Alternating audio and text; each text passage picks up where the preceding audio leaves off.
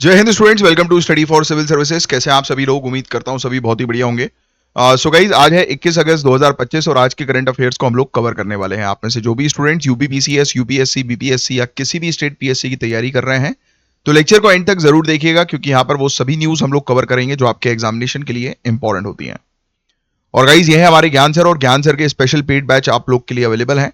अगर आप UPPCS, BPSC, UKPSC, RO ARO, BEO, UP triple SC exam या फिर इवन हरियाणा, राजस्थान, छत्तीसगढ़ पीएससी की तैयारी कर रहे हैं तो इन दिए गए नंबर पर कांटेक्ट करके कोर्सेज को ज्वाइन करें। यहां पर जीरो से लेकर सिलेक्शन तक की प्रॉपर तैयारी करवाई जाती है। और एक और चीज मैं आपको बता दूंगा इसकी, यहां पर बिल्कुल सिलेबस के अकॉर्डिंग और लेटेस्ट ट्रेंड को ध्यान में रखते हुए तैयारी होती है। और अभी बेसिकली कुछ डिस्काउंट्स वगैरह कुछ समय पहले थे इन कोर्सेज के ऊपर। आप एक बार कॉल कर लीजिए और ये बता दीजिएगा कि आप करंट अफेयर्स के हमारे रेगुलर लेक्चर्स को फॉलो करते हैं, तो आपको एक्स्ट्रा डिस्काउंट भी मिल सकता है। तो ये है आज के टॉपिक्स जिनको हम लोग एक एक करके कवर अप करने वाले हैं डिटेल में। तो अपने साथ पेन और पेपर लेकर बैठिए। जो भी चीज मैं आपको बताऊंगा उन चीजों पर आपको जो है वो फोकस करना है, ध्यान से सुनना है, समझना है। और जो चीज मैं नोट डाउन करवाऊंगा वो चीज आपको जो है वो नोट डाउन करनी है, क्योंकि वो चीज आपके एग्जामिनेशन के लिए इंपॉर्टेंट होने वाली है। और आगे बढ़ने से पहले मैं एक बार आप लोग के थोड़े से कमेंट्स जो है वो देख लेता हूं। तो ठीक, आयुषी सिंह, आयुष गुप्ता, बहुत बढ़िया। आकांक्षा अग्निहोत्री, श्वेता यादव, हाँ आडू आडू बोलते हैं ना, आडू बोलते हैं उसको, एप्रीकॉट को। कुशल सिंगल, ईशा ठाकुर, वेरी गुड यार। ऐसे ही बस अपनी रेगुलरिटी मेंटेन रखो। रेगुलरिटी मेंटेन रखना बहुत ज्यादा जरूरी है। और देखना इस यही रेगुलरिटी एक दिन आपको जो है वो सिलेक्शन तक लेके जाएगी। चलिए स्टार्ट करते हैं बिना समय वेस्ट किए। हमारा जो पहला टॉपिक हम लोग को देखने को मिल रहा है, कास्ट ऑनर एंड चेंज का ये टॉपिक हम लोग को नजर आ रहा है। ये टॉपिक बेसिकली सुनने वाला है। आपको क्या लगता है कि ऑनर किलिंग एक कास्ट का मुद्दा है या फिर फैमिली ऑनर का इशू? समझते हो आप? जैसे कि कई बार लव मैरिज के केस में आप देखते होगे कि लोग भागकर शादी कर लेते हैं, कपल्स को जो है वो मार दिया जाता है, ये हवाला देते हुए कि हमारे कास्ट में ये सब नहीं चलता भैया, हमारी बिरादरी में, हमारे समाज में ये सब नहीं चलता है। या फिर कई बार ये कहा जाता है, नहीं ये हमारी फैमिली में नहीं आता भाई, ये हमारी फैमिली के ऐसे कल्चर नहीं है, या जो भी ऐसा बोलते हैं उन लोग है। तो आपको क्या लगता है कि ये कास्ट का मुद्दा है या फैमिली ऑनर का इशू है? कि नहीं भाई, हमारी फैमिली की रिस्पेक्ट है, फैमिली की रिस्पेक्ट के आगे हम किसी को जीने भी नहीं देंगे, जान से मार देंगे, है? तो इसी टॉपिक के बारे में हम लोग जो है वो चर्चा करने वाले हैं।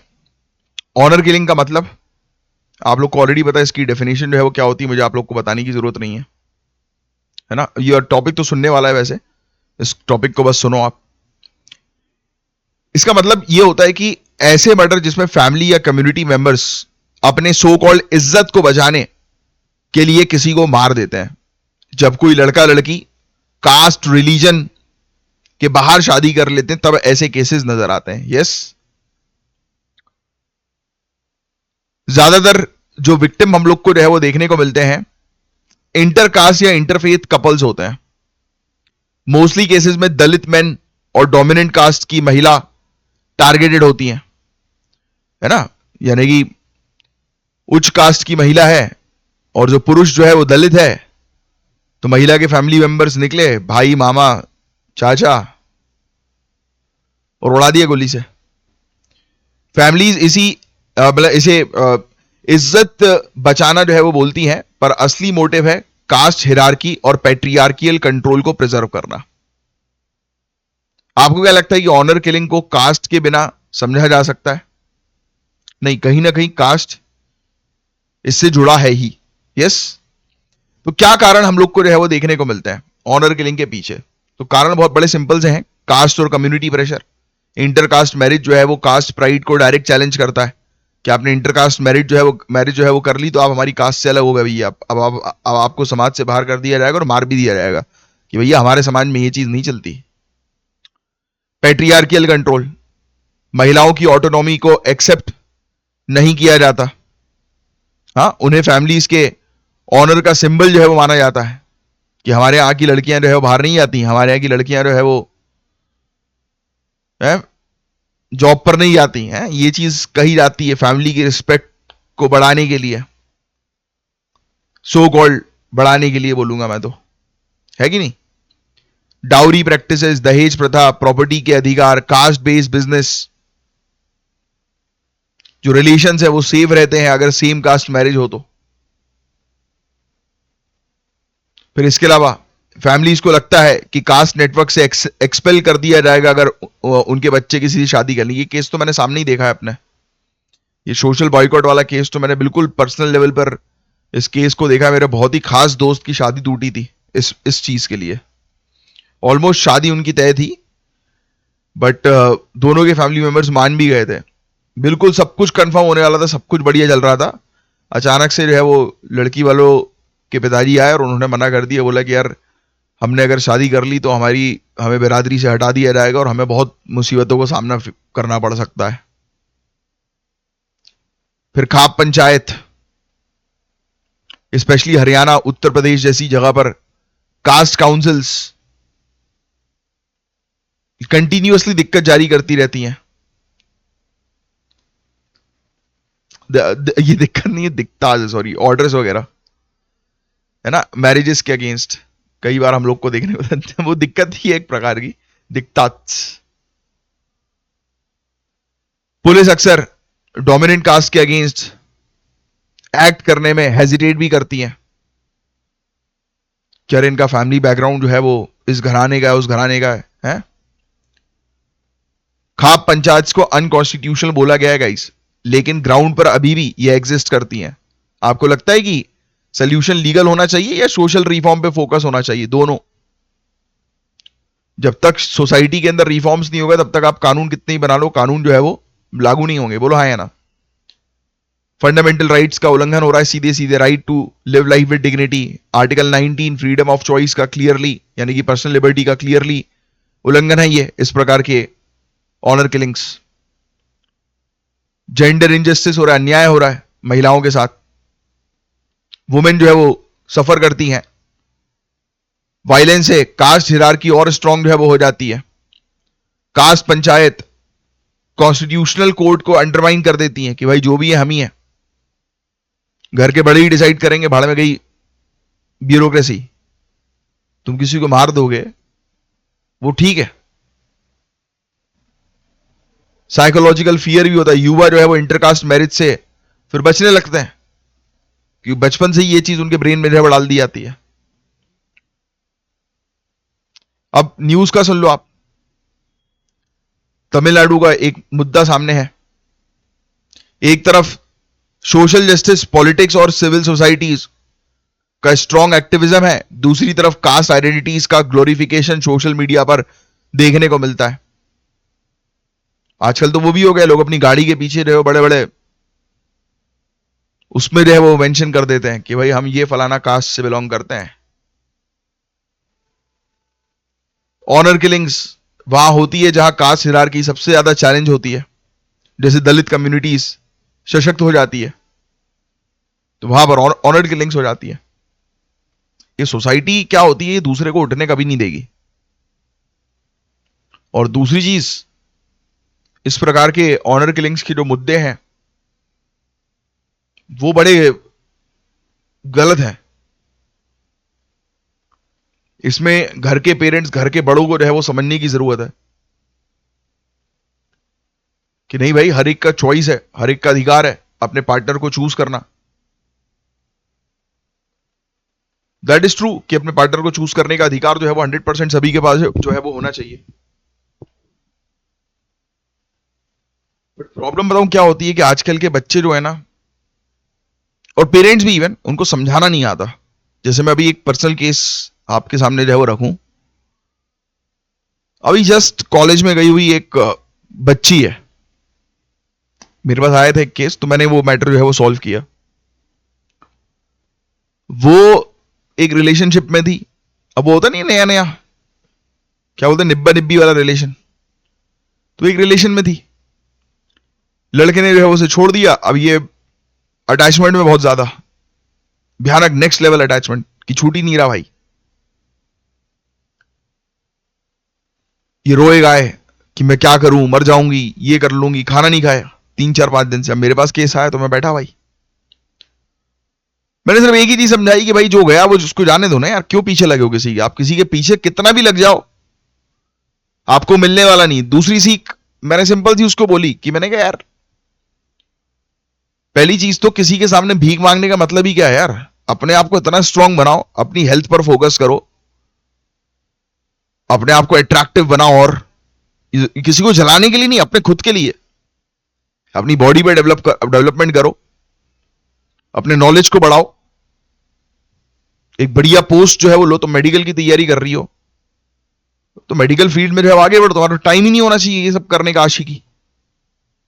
तो आजकल हो गया ना यार, कनेक्शन, सोशल मीडिया और इन सब चीजों में कनेक्शन बढ़ गया है, तो लोग जो है वो अपने मेन गोल से डाइवर्ट हो जाते हैं, ये प्यार इश्क मोहब्बत के चक्कर में पड़ते हैं। और लिटरली मैं बता रहा हूं, एक टाइम पर सबको समझ में आ जाता है कि ये प्यार इश्क मोहब्बत कुछ नहीं है, सिर्फ पैसा और पावर है जो सबसे इंपॉर्टेंट रोल प्ले करता है लाइफ में। और जिसको ये जितनी जल्दी समझ में आ जाएगा ना, उतनी जल्दी वो अपनी लाइफ में आगे बढ़ जाएगा या बढ़ जाएगी।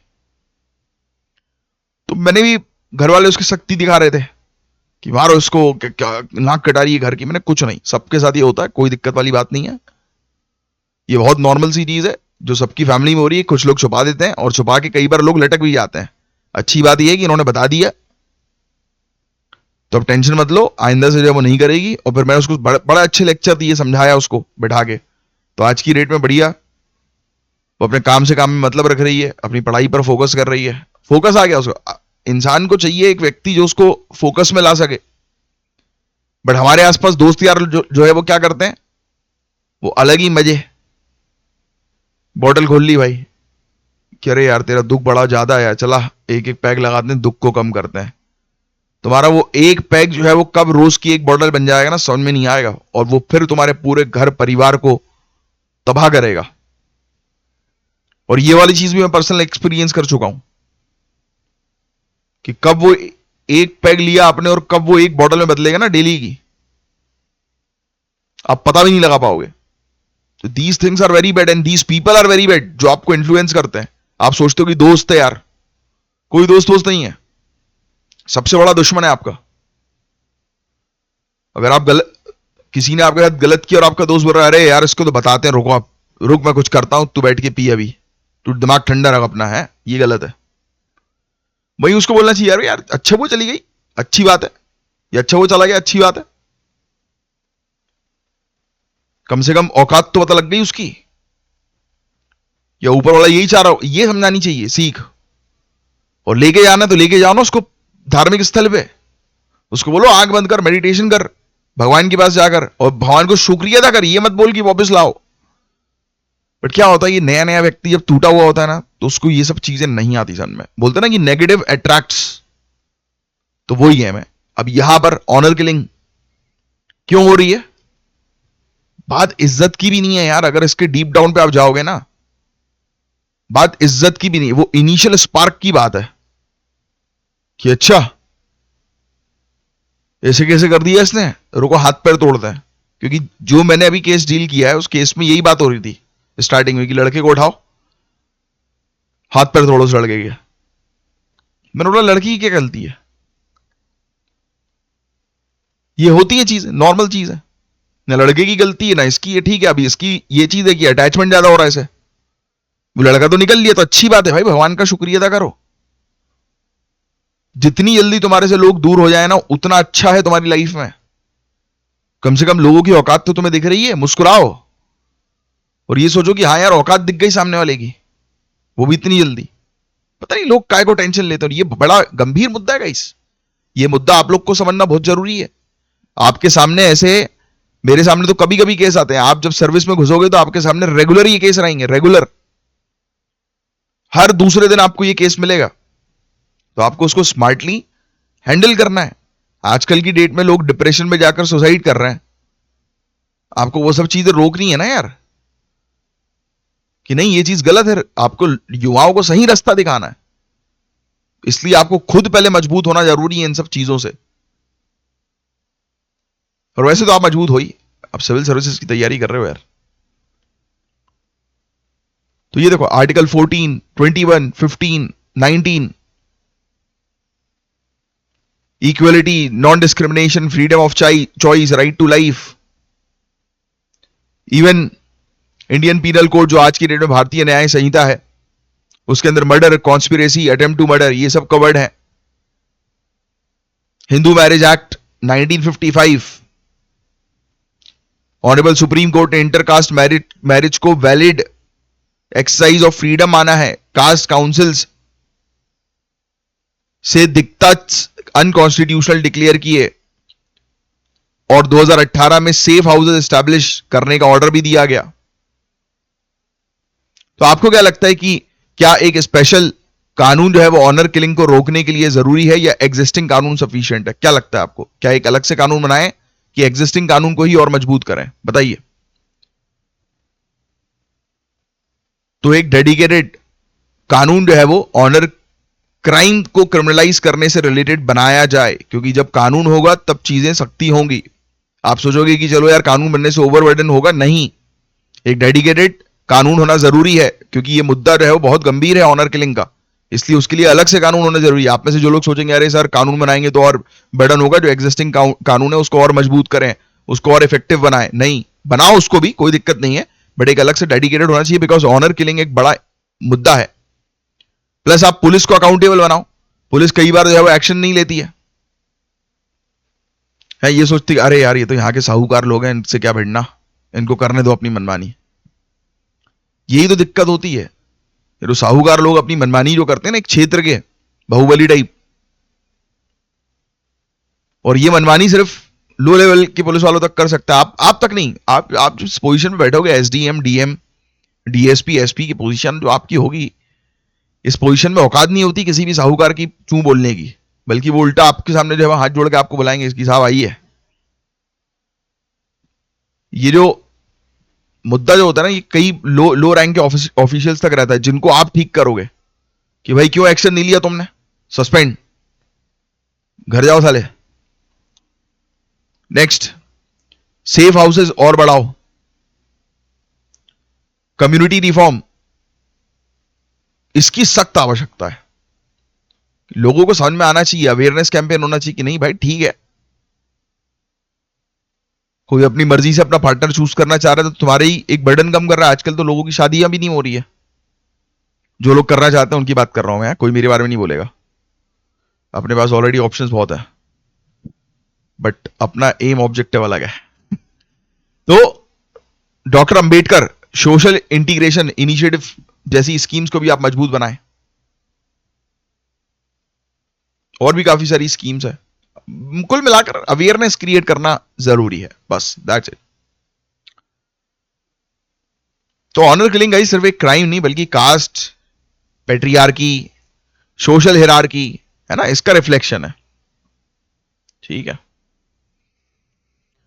चलिए अब जो नेक्स्ट टॉपिक है जिसके बारे में हम लोग बात करेंगे, इसमें लिखने की जरूरत नहीं थी कुछ, ऑनर किलिंग वाले टॉपिक के अंदर इसमें भी कुछ लिखने की जरूरत नहीं है। आज का टॉपिक बहुत सिंपल सा है, सुनने वाला, फोकस करने वाला।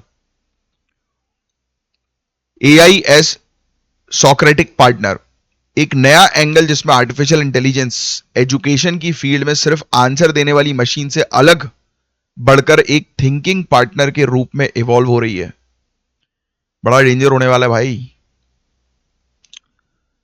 कभी भी एआई को जो है वो पूरी तरह से जो है वो इन्वॉल्व मत करो, तो बड़ी दिक्कतें बढ़ सकती हैं। वो ह्यूमन को रिप्लेस करने की क्षमता रखता है एआई। तो ट्रेडिशनल एआई के साथ कुछ चिंताएं आई हैं। 2023 के एक सर्वे में 1/3 कॉलेज स्टूडेंट्स ने एडमिट किया कि उन्होंने असाइनमेंट्स के लिए एआई यूज किया बिना समझे, मतलब लर्निंग वीक हो गई। ये देखिए आप, ये वाला सर्वे लिखने की जरूरत नहीं, लर्निंग वीक हो गई भाई। लोग जो है वो क्या कर रहे हैं, एआई को बोल रहे हैं कि 250 वर्ड्स में आंसर लिख के दे दो। बेटा वो बीच के फैक्ट्स खा जाएगा या इधर उधर कर देगा, होता है कई बार, मैंने खुद यूज किया है। मुझे पता है कि एआई को जब चलाया जाता है तब उसमें बीच की चीजें जो है वो हटा देता है, कई बार आधी अधूरी इंफॉर्मेशन देता है, कई बार जो है वो दो टॉपिक्स को एक सिंगल टॉपिक में जो है वो कन्वर्ट कर देता है, बहुत कंफ्यूजिंग हो जाता है। तो आप लोगों से सभी से मेरा निवेदन है कि जो भी लोग आज की डेट में थोड़ा स्मार्ट सोच रहे हैं, अपन तो स्मार्ट स्टडी करेंगे, एआई का यूज करेंगे, that is not smart studies. Smart study वो होती है कि जिसमें आपको पता है कि क्या पढ़ना है क्या नहीं पढ़ना है। 80-20 का रूल लगा, वो स्मार्ट स्टडी होती है। 80-20 का रूल मतलब कि 80% फालतू चीजें होती हैं किताब में, 20% काम की होती है, और उस काम की चीज को एक जगह पे नोट डाउन कर लो, उसको मल्टीपल टाइम रिवाइज करो। दैट मीन्स कि आपको एक किताब तो पूरी पढ़नी है कवर टू कवर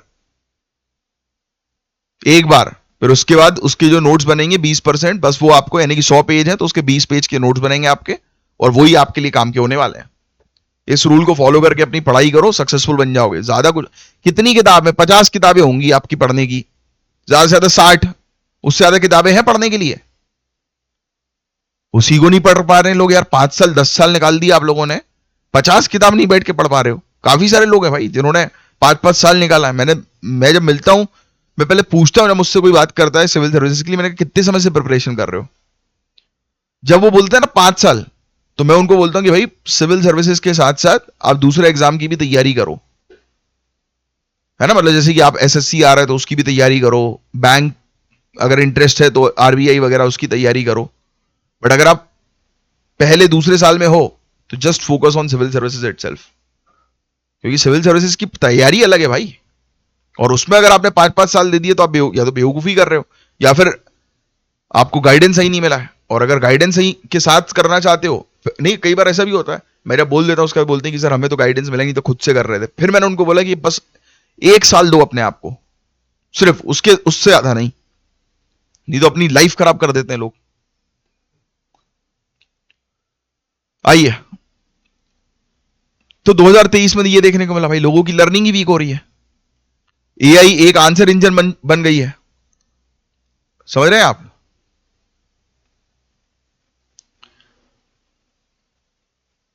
कि जिससे हमें देखने को मिल रहा है कि लोगों की थिंकिंग वीक हो रही है। इंस्टेंट सोल्यूशन से स्टूडेंट की रिफ्लेक्शन और स्ट्रगल वाली लर्निंग प्रोसेस को खत्म कर दिया गया है। भाई थोड़ा स्ट्रगल जरूरी है। आपने एकदम डाला क्वेश्चन और फट से आपको गूगल ने आंसर दे दिया, आप दिमाग ही नहीं लगा रहे हो। वही तो हो रहा है आजकल, लोग कैलकुलेटर का यूज कर रहे हैं, मैथमेटिकल कैलकुलेशन खत्म है उनकी लाइफ से। बहुत सिंपल से कैलकुलेशन कर रहे हैं, लोगों को नहीं आ रहा है। 12 और 18 कितना होता है पता ही नहीं, आए ऐसे हो जाए, आए बैंगन, ये चल रहा है। One size fit all answers मतलब डाइवर्स लर्नर्स के लिए इनफेक्टिव है। भाई सेम क्वेश्चन का आंसर बच्चे को कैसे समझाना है, सिविल सर्विसेज एस्पिरेंट्स को कैसे समझाना है, ये थोड़ा ना बताएगा यही, वो तो डायरेक्ट लिख के दे देगा आपको। सिविल सर्विसेज के आंसर में कौन सा एंगल जो है पुट करना है ये नहीं बताएगा, यही आपको बताएगा भी। आप कमांड करोगे तो एक बार बताएगा, 2 बार बताएगा, तीसरी बार से फिर अपनी मनमर्जी चलाने लगेगा वो, जो उसके पास डेटा है।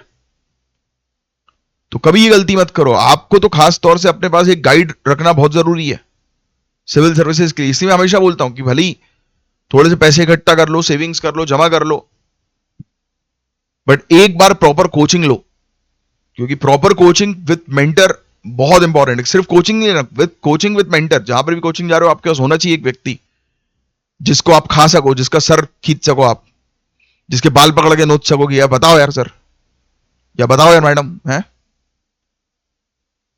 आप लोग को तो टीचर्स को चूज जाना चाहिए, ये समझ में नहीं आ रहा बताइए आप, हैं। पीछे लग जाना चाहिए कि टीचर आपको देखकर मुंह छुपा के भागे कि यार यार ये आ गया यार, पूछेगा यार, भागो उससे। जब ऐसे बनोगे ना तब होगा सिलेक्शन। क्यों? क्योंकि डाउट्स। हाँ बट फालतू में परेशान मत करो टीचर को जी। भाई मैंने बोल दिया कि टीचर को जाके जो है डाउट पूछ रहे हैं, तो उससे जाके जो है पूछ रहे हो फालतू में कुछ, तो भी उससे पूछ रहे तो थपड़ा मार देगा, वो बोलेगा भाग यहां से, बोलेगा फिर बात नहीं करेगा, फिर वो बोलेगा भागो तुम, निकलो यार, पीछे खड़े हो जाके। वो प्यार, हर चीज होती है प्यार से। जब वाकई में कोई जेन्युइन डाउट है तो पूछो, वो भी एक इज्जत से पूछो, यानी कि हमने पैसा दिया तो बताना पड़ेगा तुम्हें। वो छिड़ गया ना तो भगा ही देगा, फिर वो कभी लाइफ में नहीं बताएगा। तो एक तरीका होता है हर एक चीज का। चलिए, तो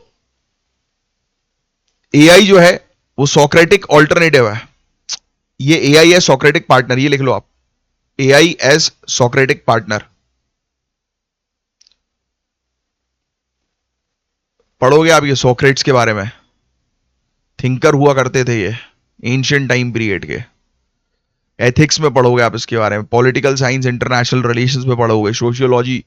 अच्छा अभी यूपीएससी के ऑप्शनल की बात नहीं है, चलो जब आप स्टेट पीएससी की तैयारी करो उसमें भी आएगा, पेपर फोरमैन के बारे में तो पढ़ा ही जाता है, सोक्रेट्स के बारे में। ये हुए सुकरात बोलते हैं ना, सुकरात। ऐसे थिंकर्स। तो ये नया मॉडल आया है AI S सॉक्रेट partner. Instead of giving direct answer, यानी ये डायरेक्ट आंसर नहीं दे रहा, एआई स्टूडेंट्स से क्वेश्चंस पूछती है जो उनकी रीजनिंग को सिमुलेट करती है। मतलब एक नई चीज ये लेकर आ गए कि अब एआई क्वेश्चन पूछ रही है, बट फिर भी भाई ये भले ही कितना भी ह्यूमन टच प्रोवाइड करा दें, वो ह्यूमन वाला इमोशन या ह्यूमन वाला एंगल जो है वो कभी नहीं रख पाएगा, और गलती से रखने की कोशिश की तो फेक करेगा, और उसके कारण हमारे देश की युवाओं की बैंड बच सकती है। कल भी हमने इसी टाइप के टॉपिक को डिस्कस किया था। एक एग्जांपल देता हूं ये कैसे काम करेगा। देखो जैसे लिखा है बी पॉइंट में, आपको एग्जांपल दिख रहा है, जैसे इकोनॉमिक्स में डायरेक्ट फाइनेंशियल क्राइसिस एक्सप्लेन करने की बजाय एआई पूछता है कि कौन से इंडिकेटर्स आपने कंसिडर किए हैं। समझ रहे हो आप कि अर्थशास्त्र में वित्तीय संकट को समझाने की बजाय एआई के माध्यम से यह पूछा जा सकता है कि संबंधित छात्र ने किन इंडिकेटर सूचकांकों पर विचार किया। यानी कि आपको क्या लगता है कि क्या फाइनेंशियल क्राइसिस हो सकते हैं, है महंगाई बढ़ना या लोगों की जॉब जाना, है ना, ऐसे पॉइंट्स की क्या बोलता है विद्यार्थी, तो ये चीज देखी जाएगी। हेल्थ केयर ट्रेनिंग में एआई पूछे कि सिम्टम्स में आपने किन फैक्टर्स को प्रायोरिटाइज किया, कि मतलब कोई भी बीमारी है उसमें उससे सिम्टम्स पूछ रहे हैं कि भाई आप बताओ चलो, तो ऐसा करेगा ये। फाइनेंस में एआई पूछ सकता है कि मार्केट कंडीशन पोर्टफोलियो डिसीजन को कैसे इंपैक्ट कर रही है। तो कुल मिलाकर ये जो है वो एक बेसिकली टीचर का रोल जो है वो अदा करेगा, ऐसा जो है वो एक नए मॉडल पर काम चल रहा है। और ये पूरा मॉडल सोक्रेटिक मॉडल पर बेस्ड है, जहां एजम्पशंस को क्वेश्चंस करके एनालिटिकल रीजनिंग डेवलप होती है। इसके बेनिफिट्स ये हैं कि स्टूडेंट खुद नॉलेज बिल्ड करते हैं, एविडेंस बेस्ड रीजनिंग और काउंटर आर्ग्यूमेंट्स को समझने का मौका मिलता है, अपने एजम्पशंस को रीचेक करना, क्लासरूम कंसेप्ट्स को रियल वर्ल्ड में अप्लाई करना, है ना, जो सिविक और प्रोफेशनल लाइफ के लिए एसेंशियल है, ऐसी लाइफ प्रॉब्लम सॉल्विंग स्किल्स पर जो है वो काम करना, है ना, ये सब। तो ये चीजें हैं। नॉर्थ ईस्टर्न यूनिवर्सिटी यूएस में इसने 13 कैंपसेस में एआई डिप्लॉय किया, 50,000 स्टूडेंट्स पर इसका इंपैक्ट देखने को मिला, यानी कि इंपैक्ट होगा। London School of Economics and Champlain College, Champlain College बोलेंगे, एआई टूल टेस्ट कर रहे हैं जो क्रिटिकल थिंकिंग सपोर्ट करते हैं, रिप्लेस नहीं कर रहे हैं। रिसर्च बताती है कि सोक्रेटिक एआई यूज करने वाले स्टूडेंट्स क्लास में बेटर अंडरस्टैंडिंग के साथ जो है वो आते हैं। तो एक एडवांस वर्जन है। अगर आपसे क्वेश्चन पूछ लिया जाए कि सोक्रेटिक एआई जो है वो क्या है, तो बस आपको यही पता होना चाहिए कि अब ये ऐसा एआई डेवलप हो रहा है कि वो बच्चों में रीजनिंग जो है वो डेवलप करने में हेल्प करेगा, जो अभी तक नहीं कर रहा था। बट ये भी डेंजरस है एक टाइम पर, है वो माइंडसेट चेंज कर सकता है ना भाई। एक टीचर का, एक गाइड का काम क्या होता है, आपको गाइड करना, और अगर उसने गलत डायरेक्शन में गाइड करना शुरू कर दिया तो देश का तो कबाड़ा ही हो जाना है। चैलेंजेस यही हैं कि सबके पास डिवाइसेस या इंटरनेट नहीं होता। इंडिया के पॉइंट ऑफ व्यू से देखें तो टीचर्स को लगता है कि एआई उनकी जगह ले लेगा, ऐसा नहीं है, मैं नहीं मानता ये। फैकल्टी जो है वो सोच रही कि एआई उनको रिप्लेस कर देगा, कभी नहीं सोचना चाहिए फैकल्टीज को। फैकल्टी ने अगर ये चीज सोच ली तो फिर किस बात की फैकल्टी है वो, हाइट, कोई मतलब ही नहीं ऐसी फैकल्टी। फिर तो फिर वो काम चला हुआ काम कर रहे हैं कि आए बैठे वर्ड टू वर्ड पढ़ाए चल दिए। एक टीचर को कभी डरना नहीं चाहिए, यानी कि गाइड को कभी डरना नहीं चाहिए, क्योंकि उसके लिए रास्ते हमेशा खुले रहते हैं। दैट इज ट्रू, क्योंकि ही नोज वेरी वेल कि भाई वो जो यशी नोज वेरी वेल कि वो जो पढ़ा रहे हैं, जो करवा रहे हैं, जो सोसाइटी में एक इनपुट अपना जो है वो डाल रहे हैं, वो चाहे कुछ हो जाए एआई वो इनपुट रिप्लेस कर ही नहीं पाएगा। बट अगर फैकल्टी को ऐसा डर लग रहा है तो अपने और सोर्सेज ऑफ इनकम चालू करें, इसमें डरने की क्या बात है। अपनी स्किल्स को डेवलप करो। सोच लो, मान लो कि आज से 10 साल के बाद कभी किसी भी स्कूल में टीचर्स की जरूरत नहीं पड़ेगी, हो सकता है ऐसा भी आ जाए एक समय कि सब ऑटोमेटेड हो रहा है, तो उस ऑटोमेशन को चलाने के लिए भी तो एक ब्रेन चाहिए, ह्यूमन ब्रेन। तो उस ब्रेन को बनने की कोशिश करो। 4 विजन इज वेरी इंपॉर्टेंट। देखो हर फील्ड में दिक्कतें हैं, हर field, even in your bureaucracy also, जिसमें आप घुसोगे उसमें भी दिक्कतें हैं, बहुत सारी हैं, इंटरनल एक्सटर्नल, जो पॉलिटिकल प्रेशर है। बट फिर भी आप उसके लूप होल्स निकालोगे ना, है सीएम के साथ जो है वो रिश्ता बना लो, होगा ऐसा। तो किसी की औकात नहीं होगी आपको छूने की। है बड़े ब्यूरोक्रेट्स आप देखते होंगे कि अरे यार वो सीएम जो है वो उनके रिश्ते में लगते हैं, सीएम की बेटी के साथ उन्होंने शादी करी है, फिर कोई आपको छेड़ नहीं सकता। आपको अपने गेम को कैसे खेलना है जिंदगी के, ये आपको खुद डिसाइड करना पड़ेगा पावरफुल बन के। पावर के ऊपर फोकस जो है वो करो, ये फालतू की चीजों के ऊपर अपना टाइम वेस्ट मत करो। हाँ हाँ ही यू, ये फर्जी लोग करते हैं। फ्यूचर पोटेंशियल, तो देखो यार कुल मिलाकर पर्सनलाइज लर्निंग का रास्ता ये निकाला जा रहा है, क्योंकि हर एक बच्चे की समझने की कैपेसिटी डिफरेंट है। और एआई जो है उसको अगर इस तरीके से बना दिया कि वो बच्चे की कैपेसिटी के अकॉर्डिंग उसको एक्सप्लेनेशन दे दे, तो इससे अच्छी बात तो कोई और है ही नहीं, और जो कि हो रहा ही है। सोक्रेटिस प्लान में जो हम लोग को देखने को मिल रहा है, मॉडल में हम लोग को देखने को मिल रहा है, cross circular integration, economics, environment, history plus science, यानी कि वही सिविल सर्विसेज में जो आपको पूछा जाता है कि एक टॉपिक को दूसरे टॉपिक से रिलेट करो, रियल वर्ल्ड प्रॉब्लम को सॉल्व करना, हेल्थ, अर्बन प्लानिंग, टेक्नोलॉजी के ऊपर case studies. AI cultural dialogue और इंटरनेशनल टीम वर्क में हेल्प करेगा।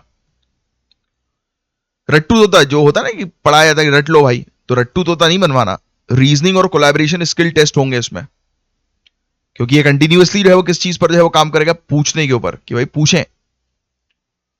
तो यही चीज है। तो इंफ्रास्ट्रक्चर पर इन्वेस्टमेंट करो, डिजिटल डिवाइड जो हो रहा है, डिजिटल गैप जो हो रहा है उसको फुलफिल करो, टीचर्स को ट्रेन करो कि भाई टीचर्स भी एआई की मदद से जो है अपने आप को बेटर बनाए। हाँ, कि जिससे कि उनकी क्या होता है कि आपको हमेशा अपनी डिमांड बढ़ा के रखनी है, कि मार्केट में, पब्लिक में, परिवार में आपकी डिमांड रहे। कभी भी अपने आप को ऐसा मत बनाओ कि भाई आप, हाँ अभी के लिए जरूर, अभी के लिए तो आपको ऐसा बना देना कि कोई आपको बुलाने से डरे या सर पकड़ ले कि इसको कहां से बुला लिया यार। पैसे मांग लिया करो लोगों से, जब भी कोई मिले जो बार बार आपको फोन कर रहा है ना, तो उससे पैसे मांग लो। क्योंकि अभी आपको दुनिया से दूर रहना भाई, अपने कमरे में बैठकर पढ़ना है, डिस्ट्रैक्शन से दूर रहना। और जो आपकी लाइफ में डिस्ट्रैक्शन कर रहा है, मैं आपको लिख के दे रहा हूं, पैसे मांग लो उससे। आप भले ही आपको जरूरत नहीं, फोन करके बोलो यार यार 2,000 रुपए देना यार, दे देगा। अच्छा दोस्त है, रोज आता है, दे देगा एक बार। उसको लौटाओ ही मत पैसे। फिर दूसरी बार फिर फोन करके मांग लो 2, 4, 5 दिन बाद, अरे यार 800 रुपए रखेंगे यार, एक जल्दी अर्जेंट पे जरूरत पड़ गई, भेज दे यार। तीसरी बार वो मांगेगा कि यार वो 2,800 रुपए देना यार, मुझे जरूरत है, मना कर दो कि अभी नहीं है यार। वो आपको 2, 3 गालियां बकेगा कि साले यार ये फिर कब तक देगा ये बता यार। फिर उसको देना, एक डेट बताना उसको कि अगले महीने, अगले महीने तक उसकी हालत खराब रहेगी, गुस्सा, उसके अंदर गुस्सा आएगा आपके लिए। यही चाहिए बस। फिर जिस दिन डेट बोली है उस दिन मत देना, मना कर देना, बोलना अभी मुश्किल जा रही है, शायद 1 महीना और लग सकता है। भयानक चिढ़ चुका होगा वो आपसे, फिर उसके नेक्स्ट डे दे देना उसको, बोलना भाई सॉरी यार ये ले यार। फिर वो दोस्ती बढ़ाने की कोशिश करेगा, फिर एक बार और मांग लेना, 5,000 रुपए देना यार। बस दोस्ती कट जाएगी। पैसे से बड़ी किसी की दोस्ती नहीं होती। ये फालतू की बातें जो बड़े बड़े लोग कहते हैं कि तेरा मेरा यार आना, फालतू का ही है। आपका दोस्त यार जो होगा वो एक आदमी होगा, दो होगा। ये जो 50 लोग आते आते रहते हैं ना, ये कि अरे तू तो मेरा सबसे अच्छा दोस्त है, गले में हाथ डाल के सेल्फी खींची, अरे कुछ नहीं है। आपके काम के, आपकी लाइफ में 1 या 2 लोग होंगे जो आपको डिस्टर्ब नहीं करेंगे आपकी प्रिपरेशन के दौरान अननेसेसरी, बल्कि उल्टा बोलेंगे कि भाई लगकर तैयारी करो, यही ये जो है तुम्हें बनना है किसी भी कीमत पे आईएएस। समझे आप? तो टीचर्स को ट्रेन करना भी जरूरी है। एजुकेटर्स जो है वो इंटीग्रेट कर सकें एआई के साथ, टीचर्स को भी तो चलाना आना चाहिए एआई। लोकलाइजेशन, रीजनल लैंग्वेज और कल्चर के हिसाब से टूल्स डिजाइन किए जाएं। एथिकल गाइडलाइंस स्ट्रांग होनी चाहिए, प्राइवेसी होनी चाहिए। आप एआई को जो है बता रहे हो कि उसने मुझे छोड़ा, अब मैं उसका बदला कैसे लूं। आज से 10 साल के बाद आपकी पत्नी ने वो एआई की चैट्स पढ़ ली, गेम ओवर, तलाक। चलो नेक्स्ट, समझ में आ गई? बहुत बेसिक सा टॉपिक था। अब जेनेवा में जेनेवा स्विट्जरलैंड, यहां पे एक ग्लोबल प्लास्टिक ट्रीटी नेगोशिएशन 10 दिन तक चली, लिख लेना, ग्लोबल प्लास्टिक ट्रीटी नेगोशिएशन इन जेनेवा 10 दिन तक चली, लेकिन डेडलॉक में ही खत्म हुई, मतलब कि कुल मिलाकर चीजें जो है वो सामने क्लियर नहीं हुई। पिछले 8 महीने में दूसरी बार का ये फेल हुआ। बहुत प्लास्टिक का बहुत इशू चल रहा है भाई, fundamental disagreements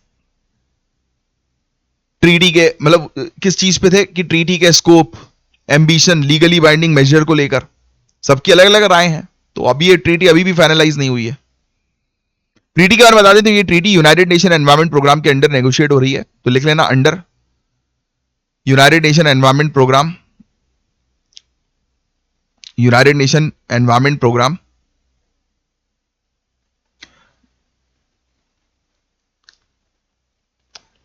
United Nation Environment Programme. और इसका ये रेजोल्यूशन लिखने की जरूरत नहीं है, 5/14।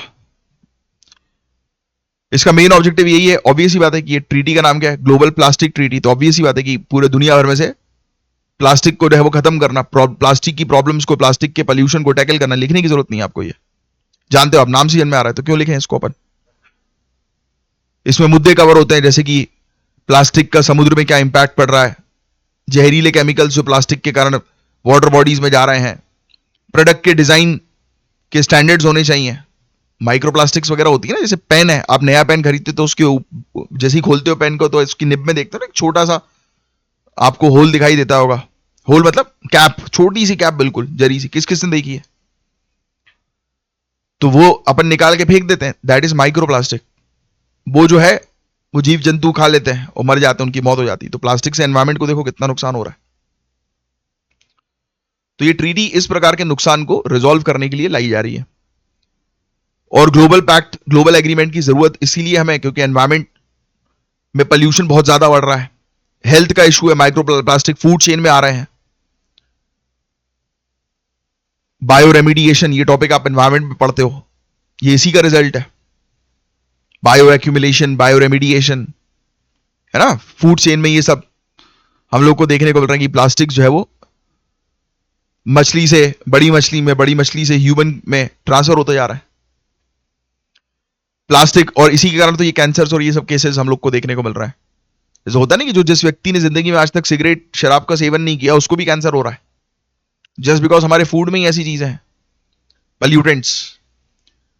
क्लाइमेट के साथ इसका लिंक है, प्लास्टिक फॉसिल फ्यूल बेस्ड होते हैं, ग्रीन हाउस गैस एमिशन में मेजर कंट्रीब्यूशन जो है वो क्रिएट करता है। प्लास्टिक को जलाओगे तो भी ग्रीन हाउस गैस तो रिलीज करेगा ना वो। इकोनॉमिक बर्डन है, फिशरीज, एग्रीकल्चर, टूरिज्म और वेस्ट मैनेजमेंट पे हैवी कॉस्ट है, ठीक है। फिर इसके अलावा एक सिंगल कंट्री अगर एक्शंस ले तो इफेक्टिव नहीं है भाई, हमें सभी कंट्रीज के इन्वॉल्वमेंट की आवश्यकता है, यानी कि इंटरनेशनल कोऑपरेशन इस पर जरूरी है। तो अब ये ट्रीटी क्यों नहीं हो पा रही है, इसमें इतना क्या डिफिकल्ट आ रहा है। देखो यार, कुछ कंट्रीज प्रोडक्शन कट चाहती है, यानी कि कुछ कंट्री बोल रही है भाई प्लास्टिक को बंद करो, प्लास्टिक के प्रोडक्शन को रोको। कुछ सिर्फ वेस्ट मैनेजमेंट फोकस करना चाहती है, यानी कि हर एक कंट्री का फोकस अलग अलग है, यानी कि ग्रुप ऑफ कंट्रीज अलग अलग चीजों पर फोकस करिए। एक बोल रही है कि भाई वेस्ट को मैनेज करो, प्रोडक्शन चलने दो, एक बोल रही नहीं प्रोडक्शन रोको, जहां से जो जड़ है उसको खत्म करो, एक बोल रही कि नहीं जड़ खत्म नहीं हो पाएगा क्योंकि अभी काम है हमें, तो जड़ तो खत्म नहीं कर सकते बट हाँ इसको रिसाइकल और इन सब चीजों पे काम कर सकते हैं। फिर डेवलप कंट्रीज ने स्ट्रिक्ट कट और केमिकल बैन्स की डिमांड की, ऑयल प्रोड्यूसिंग कंट्रीज और मेजर इकोनॉमीज इसको अपोज कर रही हैं क्योंकि डेवलप कंट्रीज के पास तो आ गया पैसा भाई, वो पॉलिथीन की जगह जो है वो पेपर बैग्स खरीद के जो है वो यूज कर सकते हैं। हमें रीयूजेबल चीजें चाहिए अभी डेवलपिंग कंट्रीज को, इमर्जिंग कंट्रीज को, तो उनको दिक्कत है कि नहीं। Single use plastic phase out list और बाइंडिंग पॉलीमर लिमिट्स रेजिस्ट किए गए। तो हमें देखने को मिल रहा है ना कि कई बार अब प्लास्टिक बैन है फिर भी तो मिल रही है आपको, सिंगल यूज प्लास्टिक बैन है फिर भी दिखाई देती है। Funding, technology transfer, historical responsibility पर डिसएग्रीमेंट, क्योंकि ऑब्वियस ही बात है कि भाई हिस्ट्री में डेवलप कंट्रीज जो आज की रेट की है उन्होंने पहले भयानक प्रोडक्शन किया, पैसा कमा लिया, और आज की रेट में जब बात आ रही है क्लाइमेट बचाने की तो वो ना पैसे देने को तैयार है बल्कि उल्टा बोल रहा है प्रोडक्शन बंद कर दो, क्योंकि उनका तो काम निकल गया। ठीक है, अगस्त 13 और 15 प्रपोजल रिजेक्ट हो गए, ड्राफ्ट सही नहीं है। कुछ पेट्रो स्टेट्स ने कंसेंसस प्रिंसिपल को वीटो टूल जो है वो बना लिया कि नहीं भाई हम सहमत नहीं है, ये चीज कह रहे हैं, ये देखो। ठीक है, तो नेगोशिएशन प्रोसेस जो है वो पीछे चली गई है। अभी इशू यही है, बस आपको और कुछ नहीं जानना, बस एक ट्रीटी के बारे में बस ध्यान में रखो, ये सब नेगोशिएशन प्रोसेस के चक्कर में मत पड़ो। आने वाले समय में हाँ फिर से बैठाकर सभी कंट्रीज को जो है वो प्रॉपर डिसीजन लेने के लिए फोर्सफुली जो है बिठवाना पड़ेगा कि हाँ भाई डिसीजन लो यार, क्योंकि प्लास्टिक एक बड़ा इशू है, एनवायरमेंट को ध्यान में रखना है। हार्मफुल प्लास्टिक पर कैपिंग्स लगा लो, ग्लोबल कैपिंग्स लगा लो, यानी कि स्टार्ट तो करो कुछ चीजों को बैन करने के ऊपर, फिर धीरे धीरे चीजें बैलेंस होंगी, फेज आउट तरीके से चीजें करो। यस, नेक्स्ट, कर्नाटक के कावेरी वाइल्ड लाइफ सेंचुरी, लिख लेना भैया, कावेरी वाइल्ड लाइफ सेंचुरी कहां पर है? कर्नाटक, प्रीलिम्स में आ सकता है। इनमें 10 दिन के टाइगर के बच्चे जो हैं उनका शव मिला, 10 दिन के टाइगर के बच्चों का शव मिला, दो टाइगर के बच्चों का शव मिला। मदर टाइग्रेस जो है वो 2 दिन से लापता थी और पोस्टमार्टम में पता चला कि बच्चों की मौत जो है वो भूख के कारण हुई है यार, भूख के कारण हुई है। ये चीज जो है वो सामने आ रही है, सोचिए आप। उनकी मां ने जो है वो उनको छोड़ दिया और उनको कुछ खाने की चीजें जो है वो मिल नहीं पाई, और अभी तक किसी भी तरह की गड़बड़ी के संकेत जो है वो नहीं मिले हैं, यानी कि कोई ऐसा मुद्दा जो है वो लिंक नहीं हुआ है इनकी मौत से रिलेटेड। सिर्फ एक ही हुआ है कि हाँ भाई भूख के कारण इनकी मौत हो गई है। बस ये एक मुद्दा था, इसलिए टाइगर सॉरी ये कावेरी वाइल्ड लाइफ सेंचुरी का जिक्र आया, बस आप ध्यान में रखो कर्नाटक में है। ठीक है, रामनगर कर्नाटक, कावेरी नदी के नजदीक में, तमिलनाडु फॉरेस्ट के साथ, तमिलनाडु के जंगल के साथ ये कनेक्टेड है। डिक्लेयर्ड प्रोटेक्टेड एरिया हुआ था ये 1987 में, यानी कि प्रोटेक्टेड एरिया डिक्लेयर किया गया था 1987 में। 1027 स्क्वायर किलोमीटर का एरिया। ठीक है, बस और कुछ नहीं है इसमें। बीआरटी टाइगर रिजर्व, एमएम हिल वाइल्ड लाइफ सेंचुरी। ठीक है, ये लिख लेना, ये वाला national park wild life sanctuary. ये बेसिकली एक कॉरिडोर, वाइल्ड लाइफ कॉरिडोर है जो कनेक्ट करता है इन सब सेंचुरीज को। ऐसा क्वेश्चन भी आ सकता है कि कौन सी सेंचुरीज को कनेक्ट करता है ये कावेरी वाइल्ड लाइफ सेंचुरी, तो ये पूरे के नाम लिख लो आप। ठीक है, क्लाइमेट इसका कैसा है? ड्राइड एसिडियस फॉरेस्ट यहां पर है, सेमी एरिड क्लाइमेट है, south west north east monsoon दोनों से इसमें पानी मिलता है। ठीक है, थॉर्न फॉरेस्ट भी इसमें आपको नजर आ जाएंगे, बायोडाइवर्सिटी के लिए इंपॉर्टेंट माना जाता है। काफी सारे प्लांट्स और एनिमल्स की प्रजाति यहां पर आपको नजर आ जाएंगी, अलग अलग, लिखने की जरूरत नहीं स्पेसिफिकली आपको। चिड़ियाओं की प्रजाति है, एंडेंजर्ड प्रजाति भी यहां पर, स्क्विरल आपको मिल जाएगा, ग्रिजल्ड जायंट स्क्विरल। ठीक है, बस और कुछ नहीं है इसके अंदर, इस बस उसके बारे में बस ध्यान में रखो आप, क्या बोलते हैं वाइल्ड लाइफ सेंचुरी के बारे में, that's it. Coral reefs, a very important topic environment के लिए। तमिलनाडु के गल्फ ऑफ मन्नार में कोरल रीफ्स रिवाइव हो रही हैं भाई, thanks to 2 decades of scientific restoration efforts. 2 decades तक, 2 दशकों तक साइंटिस्ट ने जो है वो प्रयास किए कि पुनर्जीवित कर दें इसको, कोरल्स को, और हो गए भाई ये। तो एक सक्सेसफुल एग्जाम्पल है, लिख सकते हो आप ये पूरा पॉइंट, ये सक्सेसफुल एग्जाम्पल हम लोग को देखने को मिल रहा है कोरल रीफ्स के रिवाइवल के ऊपर। सुगंधी देवदासों मरीन रिसर्च इंस्टीट्यूट, इन्होंने तमिलनाडु फॉरेस्ट डिपार्टमेंट के साथ मिलकर 2002 से अब तक 51,000 से ज्यादा कोरल फ्रैगमेंट्स ट्रांसप्लांट किए हैं। अब नए प्रोजेक्ट जो है वो टीएन शोर प्रोग्राम के अंडर चल रहे हैं। तो टीएन शोर प्रोग्राम लिख लो आप, ये पूरा फुल फॉर्म लिख सकते हो आप इसका, Tamil Nadu sustainably harnessing ocean resource programme. इसमें बेसिकली कोस्टल इरोजन को कंट्रोल करना, कोरल्स और सीग्रास इकोसिस्टम को रीस्टोर करना इनका मेन ऑब्जेक्टिव है। पूरा लिख लेना ये वाला पॉइंट भी, तमिलनाडु का ये इनिशिएटिव है मेन ऑब्जेक्टिव इनका यही है कि भाई समुद्री जो तट है वो साफ सुथरा रहे, पॉल्यूशन फ्री रहे, और कोरल्स जो है वो प्रोटेक्टेड रहे। कोरल रीफ्स को रेन फॉरेस्ट ऑफ द सी कहा जाता है गाइस, क्योंकि ये सबसे ज्यादा बायोडाइवर्सिटी सपोर्ट करते हैं, क्योंकि ये जहां पर रहते हैं ना वहां पर सबसे ज्यादा मछलियां, यानी कि एक प्रकार से आप कह सकते हो कि समुद्र में रहने वाले जो प्राणी है उनका ये घर है, उनका हैबिटेट है, और इसको नुकसान पहुंचता है तो ऑब्वियस ही बात है कि वहां की प्रजातियों को नुकसान पहुंचेगा। तो लिख लेना इसको, जो है वो क्या कहा जाता है, rain forest of the sea. लिख लो, rain forest of the sea corals को कहा जाता है,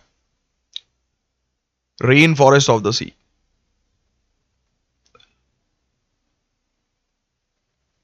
ठीक है, 25% मरीन डाइवर्सिटी को ये यहां पर सस्टेन करता है, ये पॉइंट भी लिख लो आप। वैसे तो आप उसमें एनवायरमेंट में लिखोगे, फिर भी लिख लो। कोस्टल इरोजन से बचाता है ना। फिशरीज और मरीन इको टूरिज्म के थ्रू जो है वो लाइवलीहुड भी प्रोवाइड कराता है भाई, काफी सारे लोगों की आजीविका इससे जुड़ी हुई है। बट खतरा है भाई, क्लाइमेट चेंज के थ्रू खतरा, पॉल्यूशन का खतरा, ओवर फिशिंग का खतरा है ना, कोस्टल डेवलपमेंट, कोस्ट में हम काफी सारी चीजें डेवलप कर रहे हैं, उसका खतरा इनको हम लोग को देखने को मिलता है। अब इसको ये लोग रीस्टोर जो है वो कर रहे हैं, और कुछ नहीं है इस पर्टिकुलर टॉपिक के अंदर। 2002 से काम करना जो है वो शुरू कर दिया। अलग अलग ये सब मॉडल्स आपको याद रखने की जरूरत नहीं है, ये चीज आपके एग्जाम में नहीं आएगी। कोरल रीफ्स के बारे में बस आपको पढ़ना जरूरी है। कोरल ब्लीचिंग का ये टॉपिक आपके लिए इंपॉर्टेंट होता है। क्लाइमेट चेंज की वजह से टेम्परेचर जब ज्यादा बढ़ता है ना तो इनका कलर जो है वो निकलने लगता है कोरल्स का।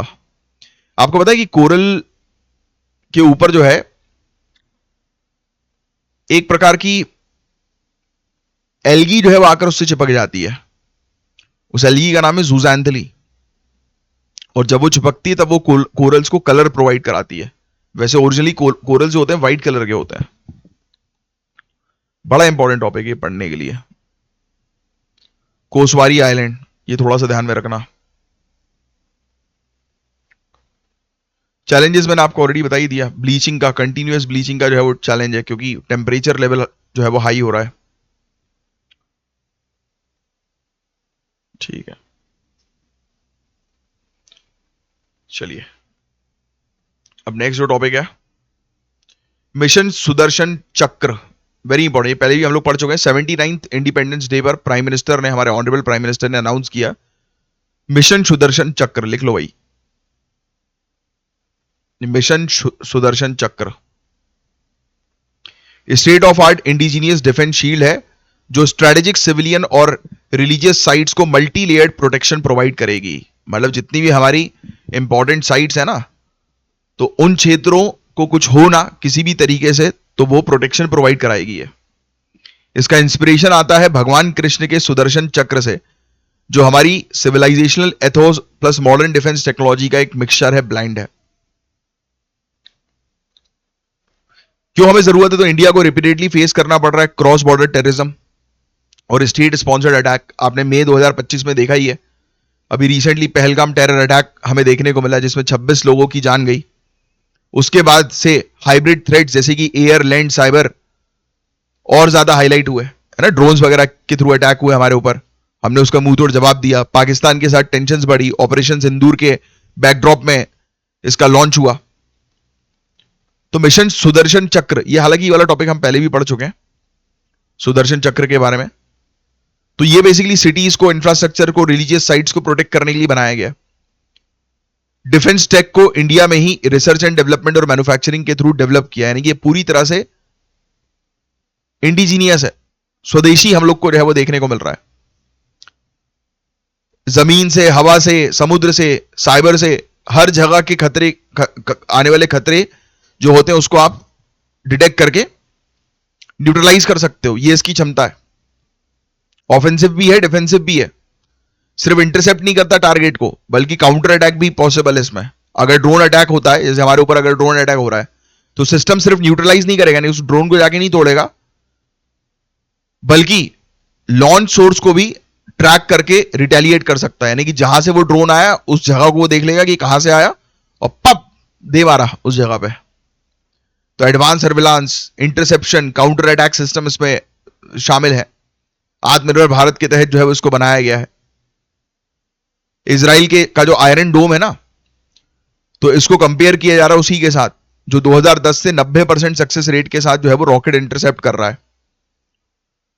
अब डिफरेंस ये है कि आयरन डोम जो इजराइल का है और सुदर्शन चक्र जो है इसका मेन ऑब्जेक्टिव जो है वो आत्मनिर्भर इंडिया का, तो ये चीज हमें देखने को मिली थी। उसको आयरन डोम के साथ भी कंपेयर जो है वो किया गया है। इंडिजीनियस है भाई, इंडिया में बनाया गया।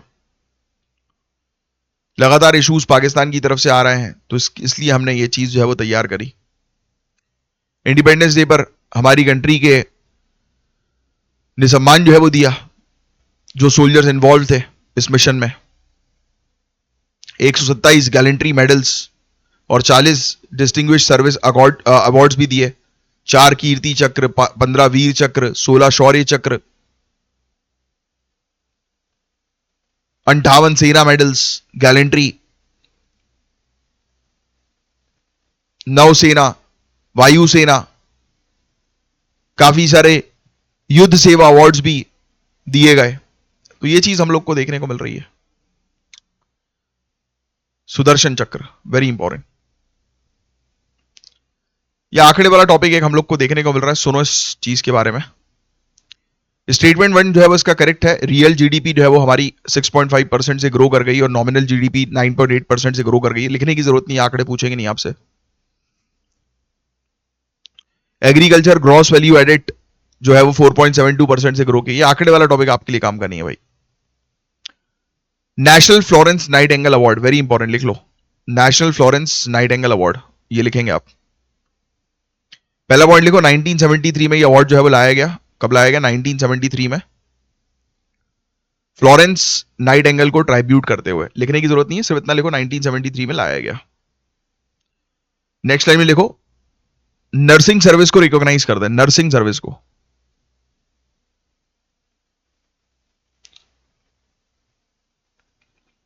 एएनएम स्टाफ नर्स, एएनएम यानी कि auxiliary nurse midwife, staff nurse, lady health visitors, lady health visitors और भी दूसरे लोग, इनको स्टेट गवर्नमेंट के द्वारा, यूटी के द्वारा और हेल्थ केयर इंस्टीट्यूशंस के द्वारा जो है वो रिकॉग्नाइज किया गया। सेंट्रल हेल्थ मिनिस्ट्री के द्वारा इकलौता नहीं, सभी लोग जो है उसको कर सकते हैं नॉमिनेट। स्टेट गवर्नमेंट, यूटी सब कर सकती है नॉमिनेट। सिर्फ जरूरी नहीं है कि सिर्फ सेंट्रल हेल्थ मिनिस्ट्री करे। तो ये वाला स्टेटमेंट गलत है, बट अवार्ड्स इन सब लोगों को मिलते। तो आप समझ ही गए हो कि हेल्थ केयर की फील्ड में, वेलनेस की फील्ड में जो लोग इन्वॉल्व हैं, जो हेल्थ स्टाफ है ना, नर्सेस, तो उनको रिकॉग्नाइज किया जाता है इस अवार्ड के लिए। इस अवार्ड के अंदर 1 लाख रुपए जो है वो दिए जाते हैं, मेडल दिया जाता है, सर्टिफिकेट ऑफ मेरिट मिलता है। ठीक है, बस दैट्स इट। ये एक मेंस का क्वेश्चन है, ट्राई करना है इस क्वेश्चन का जो है आंसर देने की। चलिए बस आज के लिए इतना ही था। अब मैं मिलूंगा आपसे नेक्स्ट लेक्चर में, तब तक के लिए bye, take care, have a great day ahead. जय हिंद, जय श्री महाकाल।